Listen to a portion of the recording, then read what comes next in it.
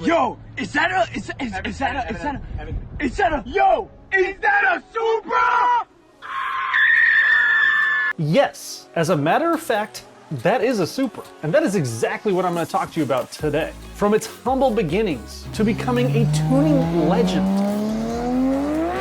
to, you know, what it is today.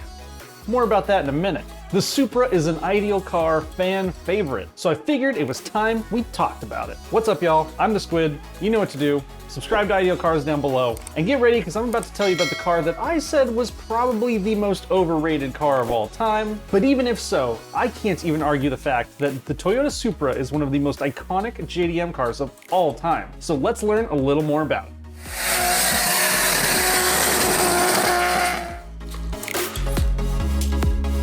Now, to really understand the Toyota Supra and why it became one of the most hyped cars in all of internet history, we should probably dig into its history. It all started with Toyota's first sports car, which I did talk about in that Corolla A86 video I made, which you can check out up here since nobody really watched it. And that car was the Toyota Sport 800, which only the most dedicated Toyota files really remember. One car you probably do remember though is the Toyota 2000 GT. Now, the Toyota 2000 GT is where the design language for the modern Toyota Supra starts. The design language of the 2000 GT carries its DNA through all modern Toyota sports cars. The long protruding hood, that sloped rear end, a flowing design that starts in the front and ends in the back with a little lift. And while yes, the 2000 GT was dynamite, gorgeous, beautiful, and fast, it did have one problem, and it's a problem that even today's Toyota sports cars faces as well, and that problem is Nissan. And this rivalry all started with the Datsun Z, definitely a favorite of mine and a car that I've talked about many times before. The Datsun Z was just much more popular than anything that Toyota was putting out. It was lighter, it had more power.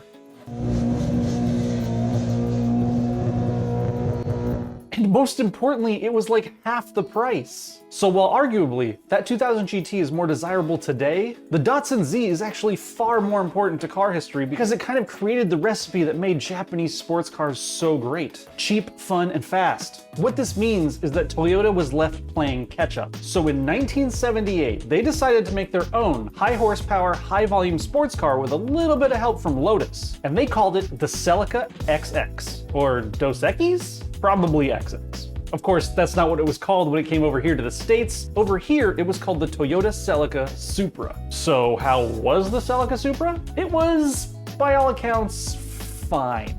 Car and Driver even called it either a slow Datsun or an expensive Mazda. Take your pick. The designers over at Toyota probably weren't fan of those reviews, so they decided to amp it up a little bit. And in 1982, they released the Toyota Celica Supra Mark II. And compared to the Mark I, the Mark II was faster, had way better suspension, and was actually a proper competitor to those banging Nissans. The Mark II Supra was regularly praised as being the defining Grand Tourer of the 1980s. And in fact, it was so good that that same magazine, Car and Driver, that dissed the Mark I, daydreamed after driving the Mark II whether or not Porsche was in the right business. Now, of course, today with the Mark III, the Mark IV, and the Mark V already out, the Mark II doesn't get a lot of love. But it's still important to know your roots, even if we'd all probably rather have a Datsun of the same time period. But the Mark II was essential in proving that Toyota had what it takes to make a proper grand touring sports car. And with all that hype, all that energy, and all that they had learned, Toyota brought the heat with the Mark III.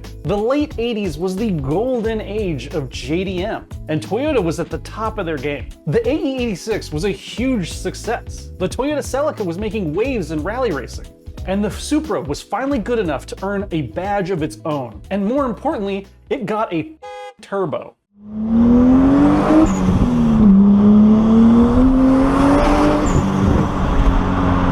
It got serious suspension technology, and it even got called the perfect car. It was faster than anything in its class, and it was a frickin' Toyota, so it was reliable as hell. Now, that history didn't really hold up. Today, you can kind of get Mark IIs and Mark IIIs for around the same price. You know, a super cheap one for around 5,000 bucks that needs a lot of work, or a pretty sorted one for around 10 to 15 grand. For the price, they're great cars, and you'll really enjoy owning them. It's just that, you know, no one will care that you own a non-Mark IV Supra. So of course, the one you like, the one you're all here to watch, the one that's probably in the thumbnail of this video, the supercar killer, is the Mark IV Supra, the piece de resistance.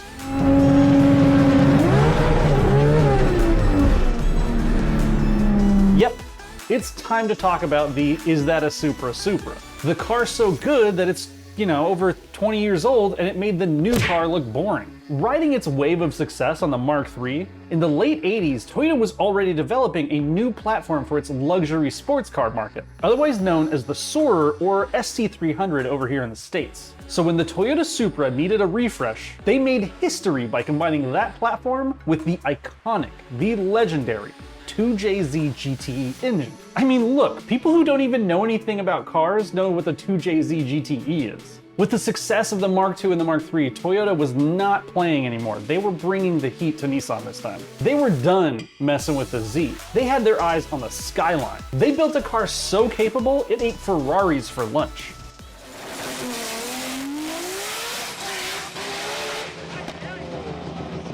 When the Mark IV launched in 1993, it was one of the best performing cars tested that year. It set records with road and track that wouldn't be broken again until 2004 by the 911.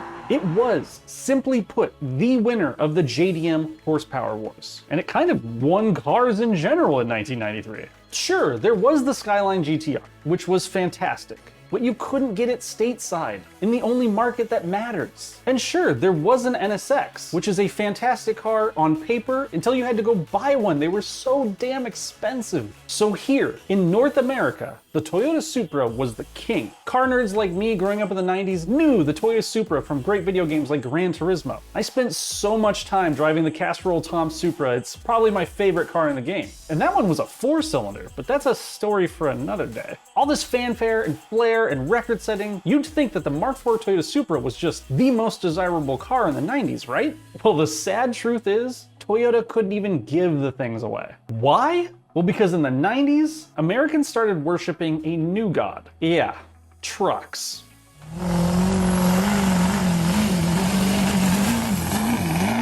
So the Japanese horsepower war ramped up to such insane heights, giving us such amazing cars as the RX-7, the S2000, the NSX, the GTR, and the Supra, just in time for the world to stop giving a crap about sports cars and buying trucks and SUVs instead. When the Supra was for sale, the Ford F-150 was outselling all passenger cars handily. And the new Ford Explorer was dominating the car market thanks to all the soccer moms running around. And finally, in 1998, Toyota sold less than 700 Supras. And they finally pulled the plug on the US market for them. Overseas, they kept selling them for a few more years, but the numbers still kept plummeting. And then, this happened.